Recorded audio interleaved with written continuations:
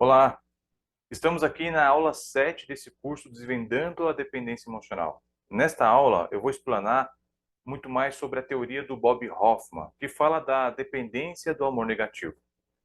Bob aponta três principais características aprendidas nessa dinâmica, que é a adoção, a rebelião e a transcendência. Esses comportamentos são defesas que vamos utilizando para combater a angústia do desamparo. Existem muitos mecanismos de defesa: negação, projeção, introjeção e etc. A adoção, rebelião e a transcendência são três de muitos outros. O nosso foco aqui são esses três, mas podemos utilizar qualquer mecanismo de defesa para qualquer situação na nossa vida. Por exemplo, uma pessoa que sofreu muitas privações alimentares na infância. Isso gerou um grande sofrimento, claro. Nesse caso, o indivíduo, para utilizar algum mecanismo de autopreservação, pode desenvolver uma compulsão alimentar. Seu organismo vai se preparar para não passar novamente por essa privação. Por ter passado fome, a mente do indivíduo vai desenvolver o comportamento de acumular o máximo de energia possível a fim de garantir que não passe fome novamente. Tudo tudo que nos é privado, né, gera cada vez mais vontade, cada vez mais desejo, uma compensação. Faz sentido? Dentro de uma relação, podemos enxergar um comportamento similar, porque na infância o indivíduo que teve privação de afeto, por exemplo, na fase adulta, esse indivíduo pode então ter comportamentos compulsivos, ciúmes exagerado, ah, comportamentos possessivos, entre outros comportamentos. Vamos falar um pouco de cada um desses três mecanismos: adoção, rebelião e a transcendência. Começando com a adoção, Bob Hoffman escreveu assim: imitamos nossos pais e adotamos os comportamentos, humores e atitudes deles na esperança de que eles nos amem. Se formos iguais a eles, seremos cada vez mais amados. Essa adoção pode ser feita parte consciente e parte inconsciente. A criança, desde muito cedo, terá algumas metas emocionais, que é a busca por afeto, se sentir seguro e protegido. Se os pais não entregam o fluxo de amor necessário para desenvolver uma psique saudável nessa criança, ela começará a buscar comportamentos para combater esse sentimento de rejeição, como adotar os traços dos pais. Pela falta de amor, a criança começa então a acreditar que a sua essência, o seu eu real, não é bom o suficiente para ser amado. Então, começará a imitar tudo dos pais. Vai criando um eu falso. Se o meu eu verdadeiro não é amado, preciso então desenvolver um outro eu.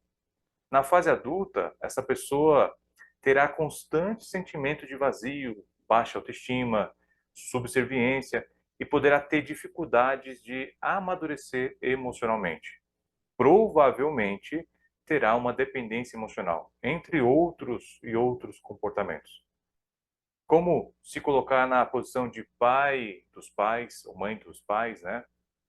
Isso gera uma confusão danada, né?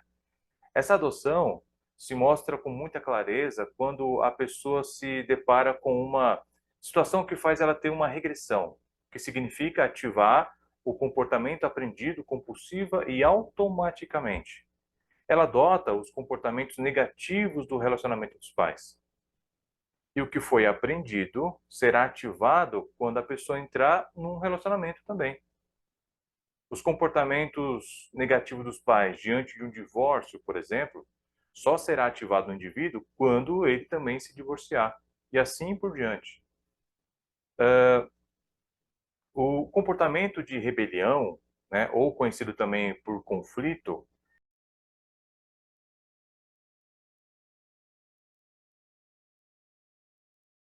é a adoção dos comportamentos negativos mais o repúdio dos comportamentos dos pais. Isso então gera um grande conflito de vai e vem. Duas forças puxando para lados opostos. Quero ser igual, quero ser totalmente diferente.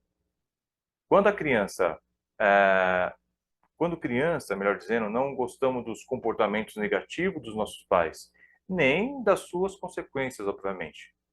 Assim, então, reprimimos e usamos comportamentos alternativos, tão compulsivos quanto esses que foram reprimidos.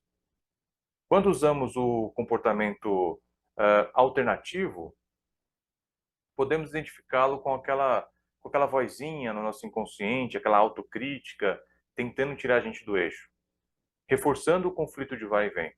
E em alguns momentos, dependendo da situação, podemos usar o comportamento aprendido. E em outras situações, o comportamento alternativo. Uma gangorra de emoções, gerando cada vez mais ansiedade. A rebelião é como se fosse uma punição aos pais inconscientemente, claro. Vou fazer tudo diferente do que aprendi. Assim terei sempre a atenção de vocês. Mas como a rebelião é algo a nível inconsciente, o conteúdo traumático não foi resolvido.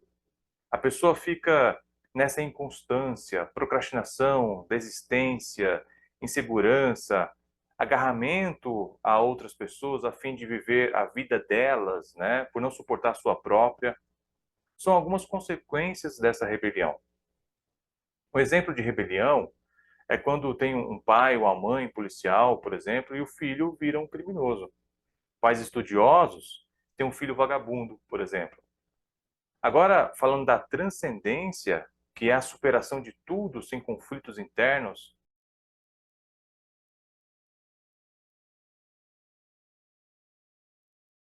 a transcendência é o caminho saudável, é a sublimação do desejo.